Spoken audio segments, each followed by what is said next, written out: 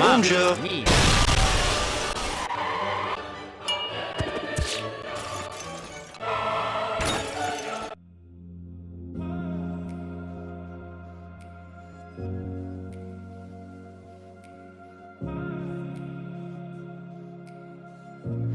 Welcome to Art, Wine, and Anarchy. Today, we are here at the exhibit gallery once again, today with the artist of the month, Izzy Ivy. So, how did you get started? Well, I've always been creative ever since I was a kid, but I actually never started painting until 9 years ago. Actually, both my parents are artists, so I had to kind of rebel and do something a little bit different. Right. But then it caught up with me and I realized that that was what I was meant to be doing. And I've been very, very, very passionate about it ever since, yeah. That's extreme. It's usually people who struggle to be artists rebelling against parents wanting them to be accountants or something like that. That's the first time I've ever heard that. Right? So what was the first venue you got into?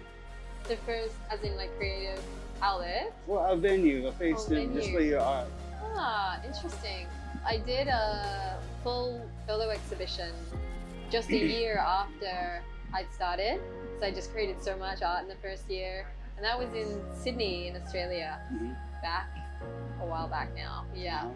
But yeah, I think I kind of cut my teeth on live painting at festivals, on stage, and just being like, everybody watching, and just, you had to make sure that everything is just right straight away, which was kind of pressure and kind of really fun at the same time. Okay, so live demonstrations. Yeah. Okay. Yeah. And so what led to finally this becoming a business that you could make a living? I think that's the thing, because I just paint a lot. Okay. And there seems to be a lot of different outlets for that. So with the prints, the oracle cards, the workshops, live painting, festivals, exhibitions, and then just selling originals as well whenever they want to find their guardian. Like, there's just a few different ways, I guess. So you were basically just naturally business-minded. Well, actually, before I was a painter, I was running my own clothing brand, which was all like, it was for like fairies and goddesses and also alternative.